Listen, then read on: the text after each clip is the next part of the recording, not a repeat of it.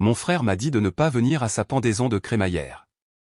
La famille de sa fiancée ne pensait pas que j'étais l'établi. Mais lorsque son père m'a reconnu, leur image parfaite s'est brisée instantanément. Je m'appelle Evan. J'ai 31 ans, et jusqu'à il y a quelques mois, je pensais que ma relation avec mon frère aîné, Marcus, était simplement tendue, pas irrémédiablement brisée. Nous n'avons jamais été proches en grandissant. Il a toujours été l'enfant d'or charmant, athlétique, et obtenant des A sans effort. J'étais plus calme, plus introverti ou le garçon des ordinateurs qui préférait bricoler du code plutôt que de jouer au football dans la cour. Pourtant, je pensais que nous dépasserions la rivalité fraternelle, peut-être même que nous deviendrions de vrais amis une fois adultes. Cela ne s'est jamais produit. Au contraire, cela a empiré. Marcus a obtenu son diplôme avec mention, a décroché un emploi confortable dans la finance grâce à un ami de papa, et a commencé à sortir avec Amelia, sa chérie du collège. Elle venait d'une famille de chirurgiens et de PDG. J'ai pris un chemin différent. J'ai abandonné mes études pour créer ma propre start-up technologique avec 2 amis du lycée. Nous avons fait du bootstrapping pendant des années, avons vécu de ramen et de nuits tardives, et nous nous sommes fait rire plus de fois que je ne peux le compter. Mais l'année dernière, notre entreprise a finalement réussi. Nous avons signé un important contrat de licence avec une société de technologie médicale, nous avons évolué rapidement, et soudainement, je n'étais plus ce drôle de drop-out en informatique. Je suis devenu PDG. Nous ne sommes pas un nom connu, mais dans notre secteur, les gens savent qui nous sommes. Pourtant, je ne me suis jamais vanté, surtout pas auprès de Marcus. Je pensais qu'il s'en fichait, ou pire, qu'il trouverait un moyen de minimiser cela, comme toujours.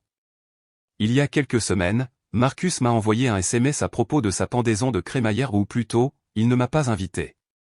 Il a dit que ce serait un événement chic pour la famille et les amis d'Amelia, des personnes qui sont des professionnels établis, et que ce serait peut-être gênant de m'avoir là parce que, selon ses mots, je sais que tu es encore en train de trouver ton chemin. J'ai regardé le message pendant longtemps. Pas de « j'espère que tu vas bien », pas de « peut-être une prochaine fois », juste un petit rejet brutal de mon propre frère, comme si j'étais un personnage secondaire embarrassant dans son histoire à succès.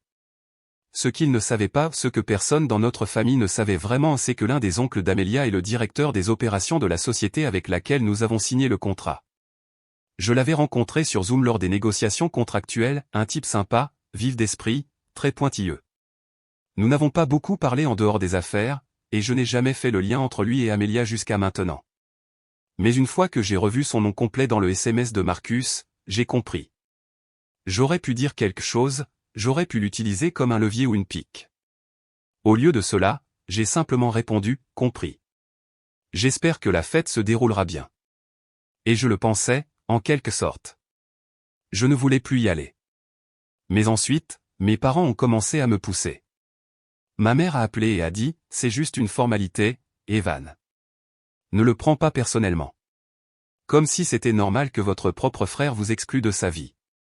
Mon père a également ajouté, Marcus essayait juste d'impressionner la famille d'Amelia. Peut-être que tu comprendrais quand tu te serais enfin installé.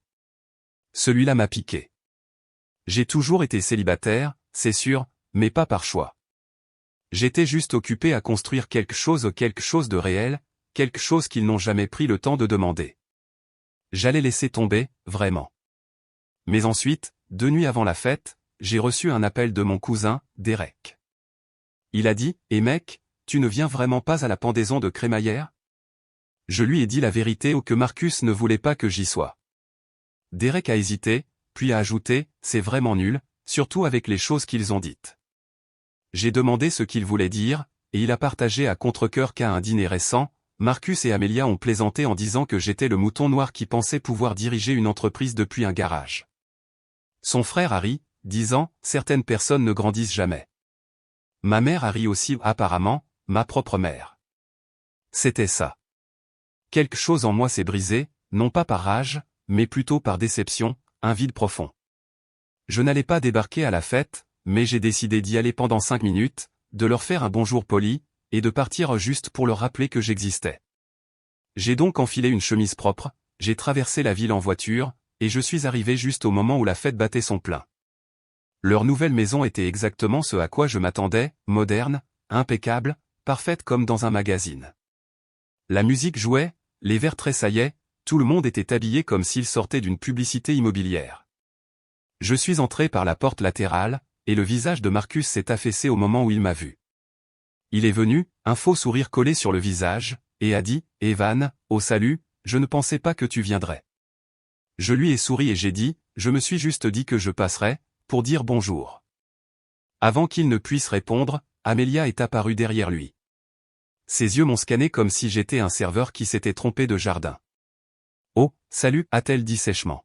« C'est gentil de ta part d'être venu. » Les 10 minutes suivantes ont été une leçon magistrale de dédain poli.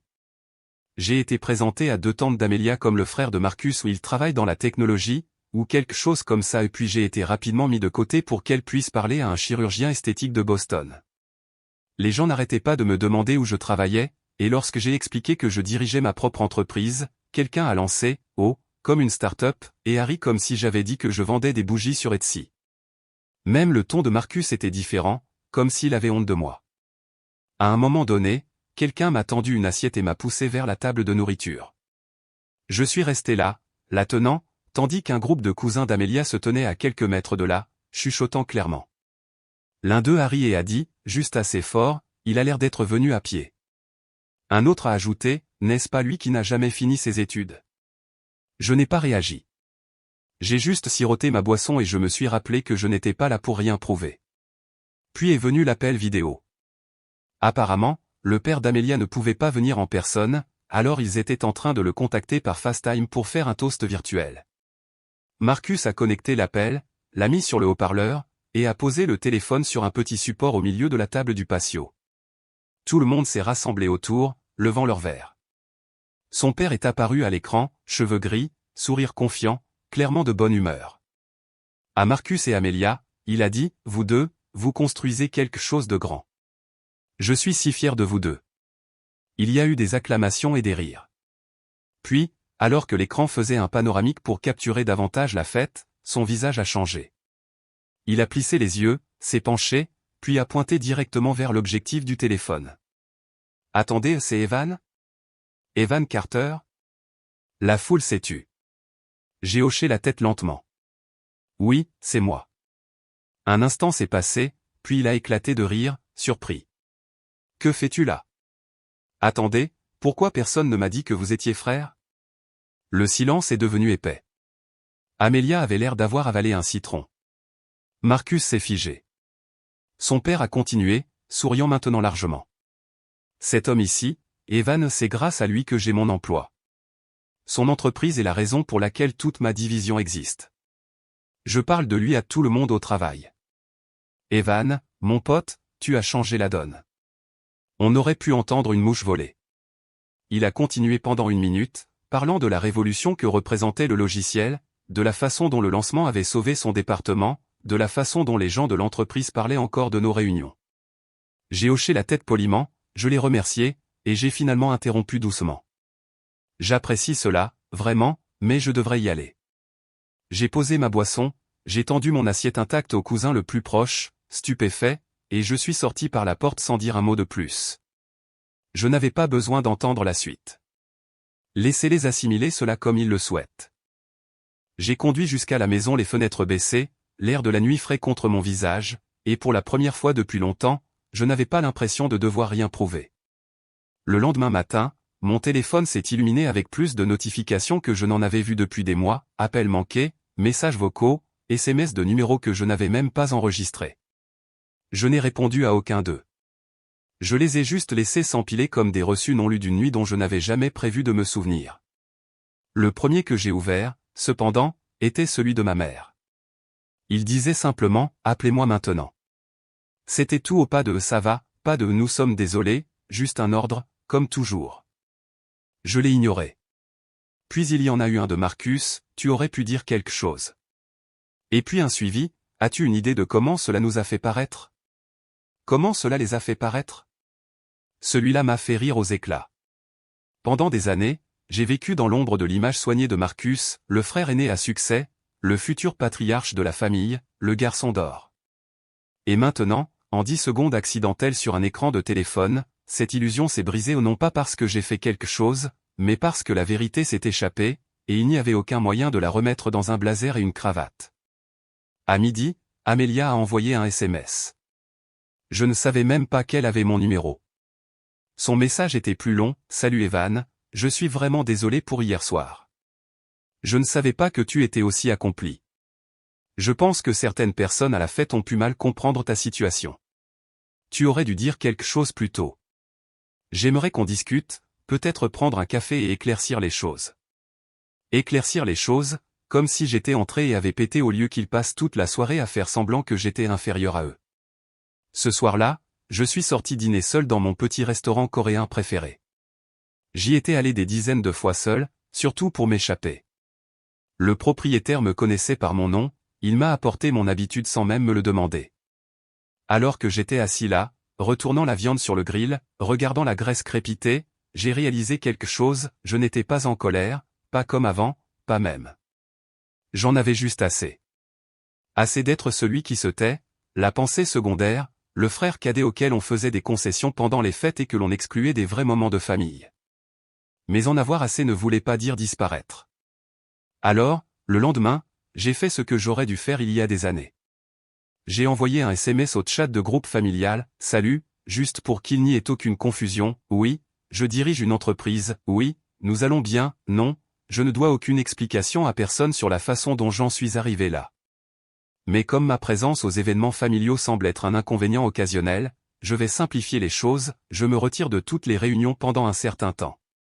J'ai passé des années à être parlé comme si je n'étais pas dans la pièce, mais je suis maintenant dans la pièce, et j'ai construit le bâtiment, alors n'hésitez pas à continuer au juste sans moi. » Envoyé. Lu. Silence. 1 heure plus tard, mon cousin Derek a répondu: « Respect. » Puis ma tante, la sœur de papa, m'a envoyé un SMS en privé. Elle a dit qu'elle avait vu ce qui s'était passé à la fête par FaceTime chez Amélia. L'expression du visage de ta mère, a-t-elle écrit, elle est devenue blanche comme un linge, comme si elle avait vu un esprit sortir de son propre reflet. Mais le véritable coup de théâtre est arrivé 2 jours plus tard. J'ai reçu un email du père d'Amélia, un email professionnel envoyé à mon adresse professionnelle. Il a écrit: « Evan, je te dois des excuses. Je n'avais aucune idée que tu faisais partie de cette famille. Personne ne l'a mentionné. Je n'arrive pas à croire la façon dont ils t'ont traité. Je dis toujours qu'il ne faut jamais juger quelqu'un sur son CV, mais sur ses résultats, et tu as construit quelque chose de remarquable. Si tu es un jour ouvert à une collaboration à nouveau, à plus grande échelle cette fois, j'aimerais organiser une réunion. Sans pression, juste de l'admiration. » J'ai regardé l'écran pendant longtemps, non pas parce que j'avais besoin de validation, mais parce que d'une certaine manière, cette phrase d'une personne extérieure à la famille: « Je n'arrive pas à croire la façon dont ils t'ont traité » a touché plus profondément que toutes les excuses de ma famille ne pourraient jamais le faire. Puis il y a eu les retombées. Ma mère s'est présentée à mon appartement, elle n'a pas appelé, elle n'a pas envoyé de SMS, elle a juste frappé. Lorsque j'ai ouvert la porte, elle était là, dans son plus beau manteau, tenant un sac d'épicerie comme s'il s'agissait d'une offrande de paix. « J'ai apporté tes préférés aux ces biscuits au sésame » a-t-elle dit avec un demi-sourire. Je ne l'ai pas invitée à entrer. Elle est restée maladroitement dans le couloir, se balançant sur ses talons. « Evan, nous ne savions pas. Tu ne nous as jamais dit à quel point ta société était devenue grande. » Je l'ai regardée dans les yeux et j'ai dit: « Est-ce que ça aurait eu de l'importance ?» Elle a cligné des yeux. « Bien sûr que oui. » J'ai hoché la tête lentement. « Exactement. » Elle a ouvert la bouche pour répondre, puis l'a refermée. Ses yeux se sont déplacés. Marcus se sent terriblement mal. Il n'avait pas l'intention de t'exclure. J'ai lu le message, ce n'était pas un malentendu. Il y a eu une pause, une longue pause, puis elle a chuchoté: « C'est juste parfois difficile, de sentir que je ne sais pas comment communiquer avec toi. » Celui-là m'a piqué, non pas parce qu'il était cruel, mais parce qu'il était lâche. Tu aurais pu essayer, ai-je dit doucement. Au lieu de rire quand ils se sont moqués de moi, au lieu de faire semblant que je n'étais pas là. Elle a baissé les yeux. J'ai pu voir sa lèvre trembler, mais je n'ai pas bougé. Je n'ai pas ouvert la porte plus grand. Je ne l'ai pas embrassé. Je suis fatigué, mais calme, je ne te coupe pas, ai-je finalement dit, mais je ne joue plus à ce jeu. Je ne cours plus après l'approbation. Si tu veux que je sois dans ta vie, ça doit être en tant qu'égal, pas comme le sujet de plaisanterie. Elle a hoché la tête, clignant rapidement des yeux. Je comprends. Je ne pense pas qu'elle ait compris, mais elle a quand même laissé les biscuits. Et pour la première fois depuis des années, je ne les ai pas mangés. Le prochain événement familial a eu lieu un mois plus tard, le dîner d'anniversaire de papa. Je ne suis pas allé. Marcus a envoyé un selfie de groupe de la table, tout le monde souriant, les assiettes pleines, les bougies allumées. Je l'ai ignoré. Quelques minutes plus tard, il a envoyé un message privé, « Papa te manque. Passe ce week-end. » Je n'ai pas encore répondu parce que, pour une fois, ils prennent contact, et je suis en train de décider s'ils ont mérité une réponse. J'ai fini par y aller non pas par culpabilité, pas parce qu'il me manquait. Je suis allé parce que je voulais regarder mon père dans les yeux une dernière fois et voir s'il me voyait même. C'était un paisible dimanche après-midi, pas de ballon d'anniversaire, pas de famille élargie, juste mes parents, Marcus et Amelia. Je portais un blazer bleu marine, non pas parce que je voulais les impressionner, mais parce que je savais qu'ils s'attendaient à ce que je vienne décontracter, comme si ma vie était toujours un projet improvisé. C'était mesquin, c'est sûr, mais je voulais qu'ils sentent la différence avant même que je ne parle. Marcus a ouvert la porte. « Salut » a-t-il dit, essayant de paraître décontracté, comme si nous n'avions pas gardé le silence radio pendant des semaines. « Heureux que tu sois venu. »« Bien sûr » ai-je répondu sèchement, le dépassant. À l'intérieur, papa était assis dans son fauteuil habituel près de la cheminée, sirotant quelque chose de foncé dans un grand verre. Il avait l'air plus âgé que je ne m'en souvenais, fatigué, comme si une partie de l'éclat qu'il avait l'habitude de porter comme une armure s'était ternie. Il s'est levé quand il m'a vu. « Evan » a-t-il dit, hochant lentement la tête. « Content de te voir, mon fils. » J'ai hoché la tête en retour. « Toi aussi. » Amelia a fait un petit signe de la main depuis la cuisine, où elle était en train de dresser un gâteau acheté en magasin. Personne n'a parlé de la fête. Personne n'a évoqué ce qui s'était passé. C'était comme si nous faisions semblant que rien n'avait changé, alors que tout avait changé. Nous nous sommes assis autour de la table à manger, et le repas a été silencieux, trop silencieux, le genre de silence qui n'est pas paisible, mais chargé. Chaque cliquetis de fourchette sonnait plus fort qu'il ne le devrait, chaque respiration semblait avoir des cordes attachées. Ce n'est que lorsque les assiettes ont été débarrassées et que le gâteau a été coupé que papa a finalement pris la parole. J'ai entendu dire que tu t'étais bien débrouillé. Je l'ai regardé. Tu aurais pu demander plus tôt. Il a hoché la tête lentement. Peut-être que j'aurais dû. Je suppose que je ne réalisais pas. Il s'est interrompu. J'ai attendu. J'ai toujours pensé que Marcus avait le chemin le plus clair, a-t-il finalement dit. Il a fait les choses comme je les comprenais, études, emploi, stabilité. Tu es allé à ta manière, et je ne savais pas quoi faire de cela. Alors tu l'as ignoré, ai-je dit, la voix stable. Il m'a regardé dans les yeux, et pendant un instant, j'ai pensé que je voyais quelque chose de réel ou des regrets, peut-être, ou au moins de la reconnaissance. Tu as raison, a-t-il dit. Et je suis. Cela aurait dû suffire. Cela aurait pu suffire. Mais Marcus n'a pas pu s'en empêcher. Tu sais, a-t-il dit, se penchant en arrière sur sa chaise, je pense toujours que tu as trop réagi à propos de la fête. Ce n'était pas personnel. La famille d'Amelia ne savait simplement pas qui tu étais. J'ai cligné des yeux lentement. Parce que tu t'es assuré qu'ils ne le sachent pas. Il a haussé les épaules. Je ne pensais pas que ça importait. Non, tu ne pensais pas que j'avais de l'importance, ai-je rétorqué. Tu as toujours fait ça. Tu agis comme si j'étais une expérience embarrassante qui a réussi par accident. Amelia a interrompu, sa voix douce mais forte, ne transformons pas ça en dispute. Je me suis tourné vers elle.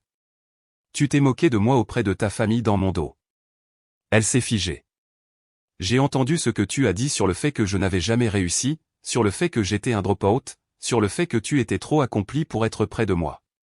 Son visage est devenu rouge. Je ne voulais pas dire ça comme ça. Mais tu l'as dit, et Marcus t'a laissé faire. Tout le monde était immobile. Je me suis tourné vers papa. Tu veux savoir pourquoi j'ai arrêté de venir? Pourquoi je ne suis pas aux anniversaires ou aux fêtes? Ce n'est pas parce que je suis occupé. Ce n'est pas parce que je suis amer. C'est parce que vous avez tous dit clairement que je n'étais le bienvenu que si je jouais mon rôle au celui qui ne réussit pas, celui qui est bizarre, celui dont vous riez après le dîner quand vous pensez que je n'écoute pas. Personne n'a bougé. Je me suis levé. Vous vouliez que je sois là? Maintenant, je suis là. Mais c'est la dernière fois que je marche dans une pièce juste pour vous faire vous sentir mieux en m'ignorant. J'ai sorti une enveloppe blanche de ma poche et l'ai posée. Qu'est-ce que c'est? A demandé papa. Le gala annuel de ma société a lieu le mois prochain. Nous l'organisons au Skyline Towers, en centre-ville. C'est une invitation VIP. Vous pouvez venir voir par vous-même ce que j'ai construit, ou vous pouvez la jeter et continuer à faire semblant. Je me suis retourné, j'ai marché jusqu'à la porte, et personne n'a dit un mot alors que je sortais dans l'air frais. J'ai finalement expiré non pas par soulagement, mais par clôture. Le lendemain, mon assistante a appelé. Vous n'allez pas croire ça, a-t-elle dit. Nous venons de recevoir une confirmation de RSVP de votre père, +3. La nuit du gala est arrivée comme un front de tempête, une anticipation silencieuse laissant place à des éclairs de drame et à un règlement de compte longtemps retardé. Je suis arrivé tôt, vêtu d'un costume anthracite sur mesure subtil mais élégant. Pas de badge, pas de présentation nécessaire. C'était mon monde. L'espace événementiel des Skyline Towers était tout en verre poli et en vues imprenables sur la ville, avec un jazz doux jouant sous un éclairage chaleureux. Les investisseurs, les partenaires et les leaders de l'industrie se sont mêlés avec des verres de champagne et une aisance maîtrisée. J'étais dans mon élément. J'avais chargé le personnel de traiter ma famille comme n'importe quel autre invité, pas de fanfare spéciale, pas d'attention supplémentaire. Laissez le cadre parler de lui-même. Quand ils sont arrivés, la pièce a changé. Je les ai vus entrer de l'autre côté du couloir, mon père dans un costume noir rigide, ma mère s'accrochant à son bras, Marcus et Amelia juste derrière, tous deux habillés comme s'ils assistaient à une cérémonie de remise de prix.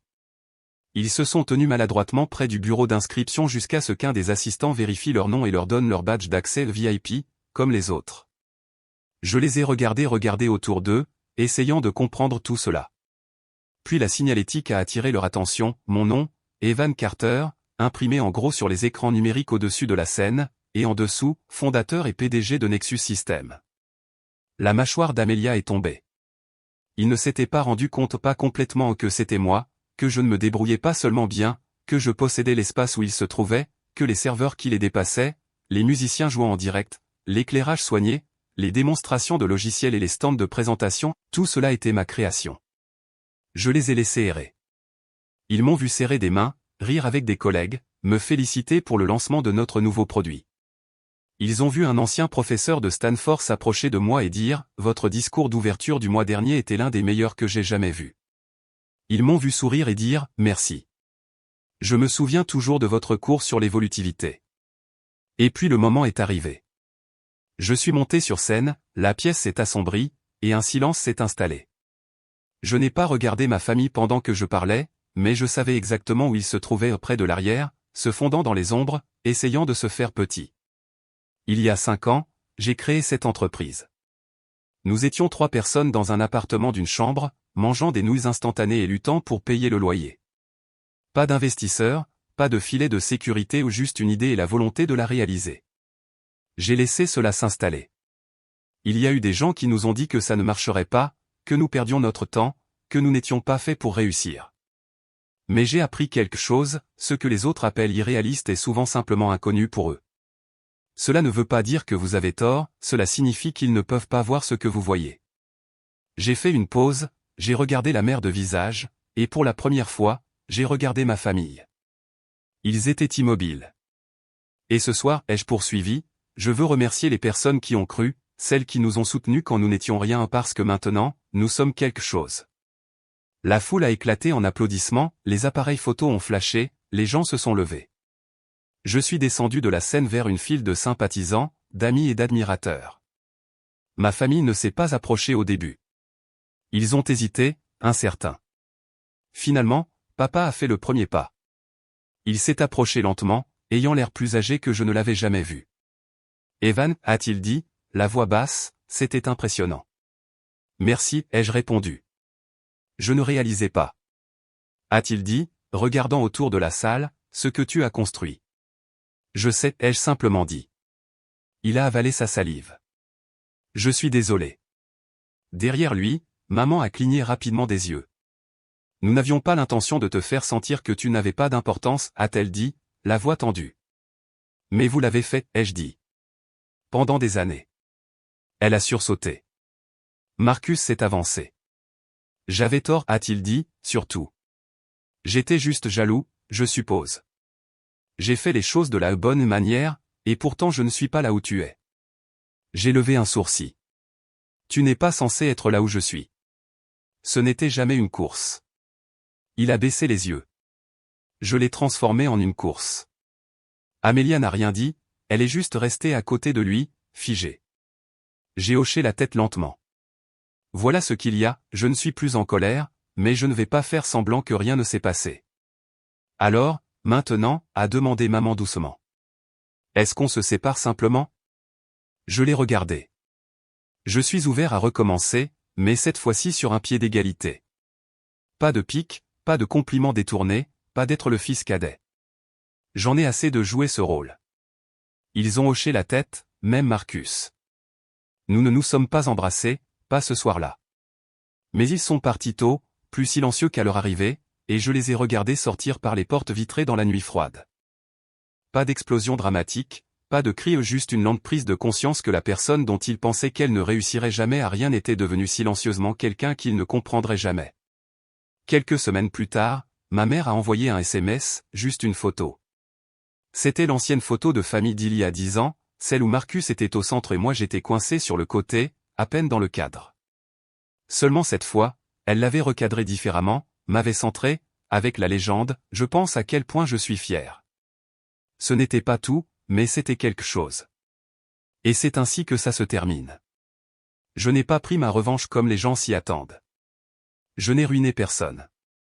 Je n'ai pas crié. Je n'ai pas supplié. J'ai juste réussi assez fort pour que le silence ne soit plus une option. Et parfois, c'est la meilleure revanche qui soit.